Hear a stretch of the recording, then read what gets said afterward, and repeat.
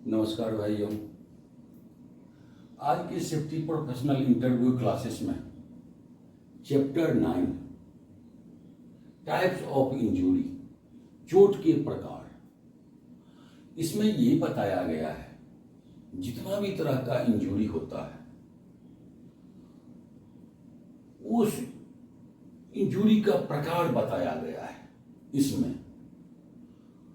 और फेटल जो हो जाता है वो फेटल कितना तक हम लोगों के साइड में गड़बड़ी होगा, साइड में हम लोग का कितना हजार्स होगा, जो उसके बाद एक फेटल होता है।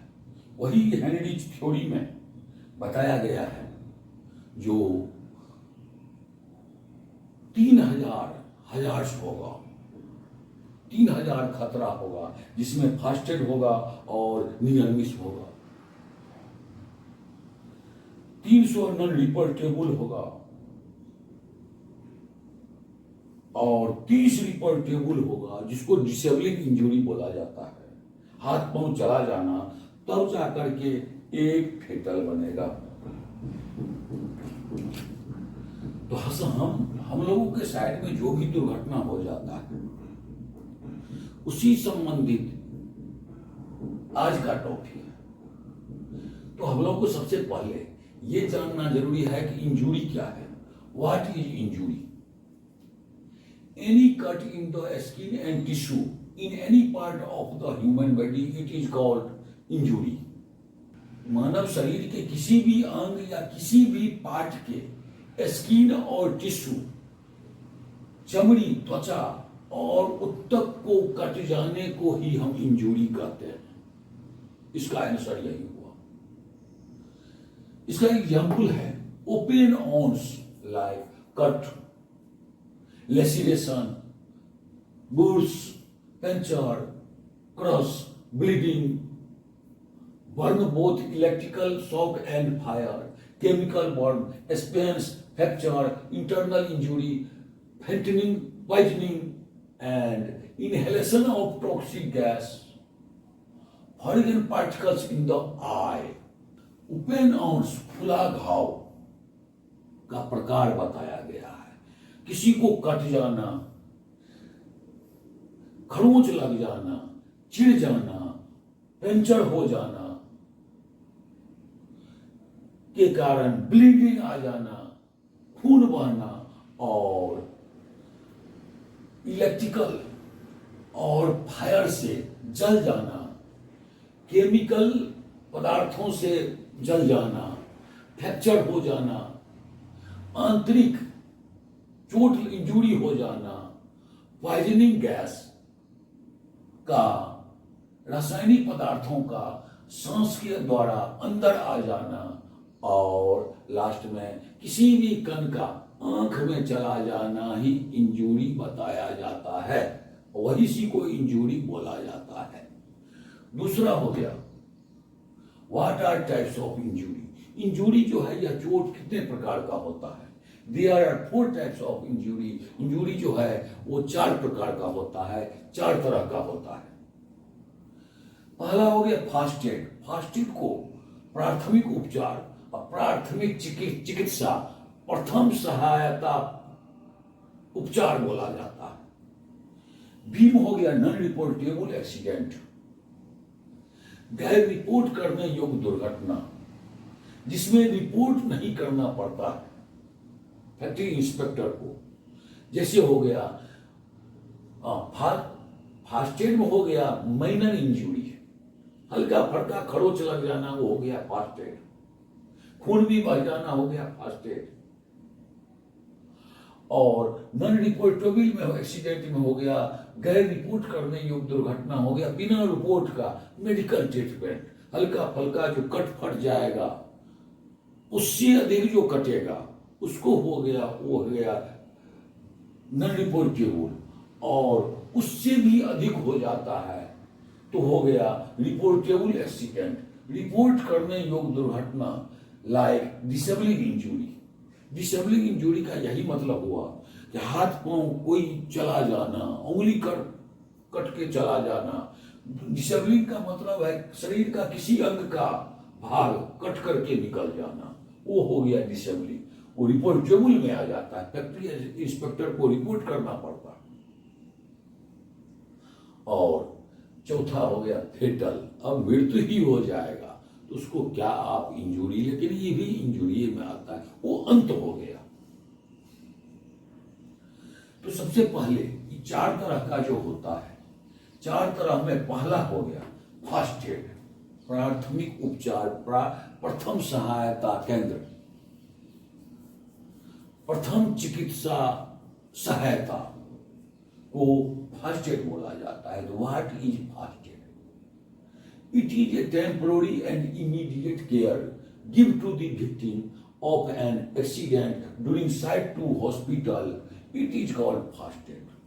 प्रथम चिकित्सा फर्स्ट एड जो है यह एक टेम्पोररी और इमीडिएट, यह तत्काल और तुरंत दुर्घटना होने वाले व्यक्ति को सहायता किया जाता है, उसको ट्रीटमेंट किया जाता है, वो भी कम से कम तक साइट से लेकर हॉस्पिटल तक उसे पहुंचा करके उस अवधि में अगर जो भी सहायता किया जाता है वो हो गया आपका फर्स्ट एड बोला जाता है, प्राथमिक सहायता चिकित्सा केंद्र। दूसरा हो गया non reportable accident. Non reportable accident हो गया गैर रिपोर्ट करने योग्य दुर्घटना। इसमें रिपोर्टिंग नहीं होता है, क्योंकि what is non reportable accident? Any injury due to accident when person is fit for joining his duty within 48 hours, non-reportable accident, गैर रिपोर्ट करने योग्य दुर्घटना। अगर आदमी को दुर्घटना के कारण, चोट लगने के कारण हॉस्पिटल चला जाता है और हॉस्पिटल में ट्रीटमेंट किया जाता है, और ट्रीटमेंट करने के बाद 48 घंटा के अंदर अगर ड्यूटी ज्वाइन कर लेता है, ड्यूटी ज्वाइन होने के लिए फिट हो जाता है, तैयार हो जाता है, ड्यूटी कर लेता है, तो उसी को नॉन रिपोर्टेबल एक्सीडेंट बोला जाता है। तीसरा हो गया रिपोर्टेबल एक्सीडेंट, रिपोर्ट करने योग्य दुर्घटना बोला जाता है। तो what is reportable accident? Any injury due to accident when person is not fit for joining his duty within 48 hours. अगर दुर्घटना के कारण, दुर्घटना होने वाली व्यक्ति को चोट लगने के कारण वो हॉस्पिटल में भर्ती हो जाता है, और हॉस्पिटल में भर्ती होने के बाद अगर 48 घंटा के अंदर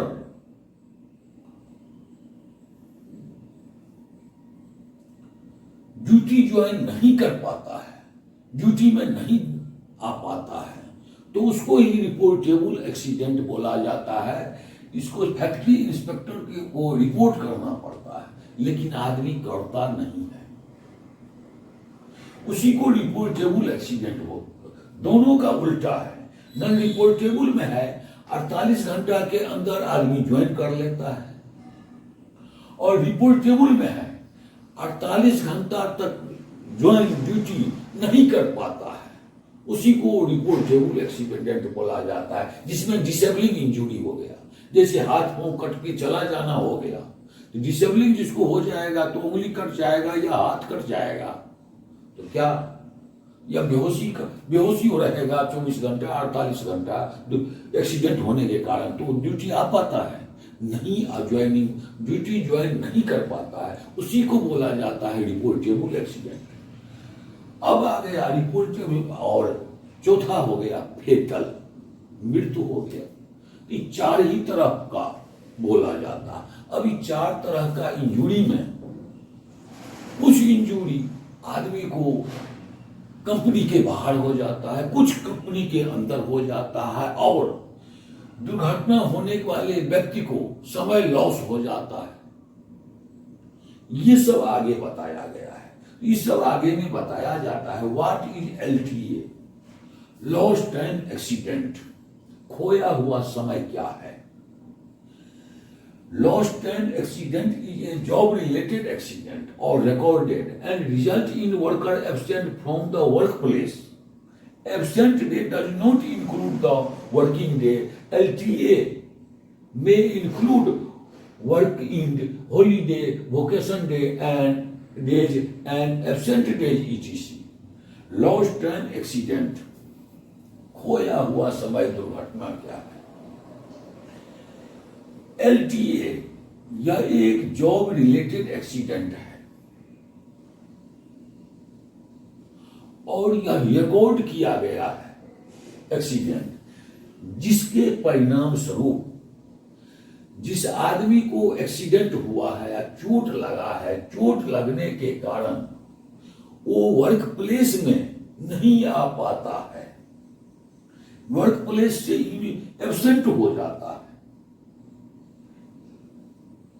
और एब्सेंट होने के बाद, और एब्सेंट कब कब हो जाता है इसमें बताया गया है कि एब्सेंट डे जो है उसमें हॉलीडे भी आ जाएगा, जो भी वीक एंड में हॉलीडे संडे आ जाएगा, वोकेशन डे, सब एब्सेंट डे में ही जोड़ा जाएगा। तो उसका समय जो लॉस हुआ उसी को बोला जाता है एलटीए, लॉस्ट टाइम एक्सीडेंट। चौथा हो गया। अब देखिए इंजुरी ऑन वर्क, मैं जो बताया था उस इंजुरी हो जाता है काम करते समय में ही कंपनी के अंदर। तो ये बताया गया है कंपनी के अंदर वाली बात है। Injury on work, injury on work कार्य करने के समय चोट, आदमी काम कर रहा था उसी समय जो चोट लगा उसको इंजुरी ऑन वर्क बोला जाता है। तो what is injury on work?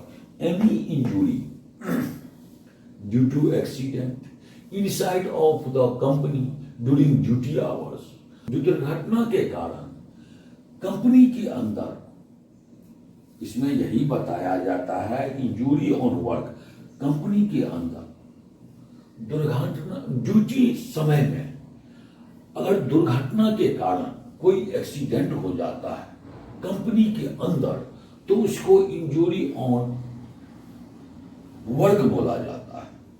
काम के समय, कार्य करने के समय चोट लग गया। पांचवा हो गया injury on IOD, injury on duty,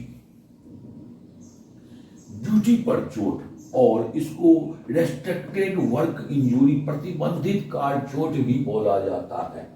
ये हो जाता है कंपनी के बाहर। Any injury due to accident outside of company during duty hours, it is called injury on duty. Duty के समय में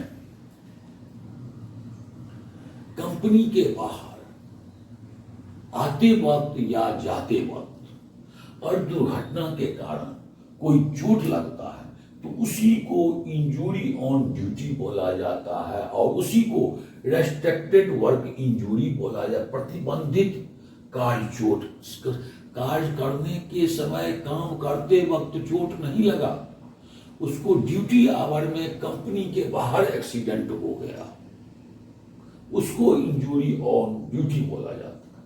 और छठा हो गया एलटीआई, लॉस्ट टाइम इंजुरी, खोया हुआ समय चोट, ये भी आ जाता है।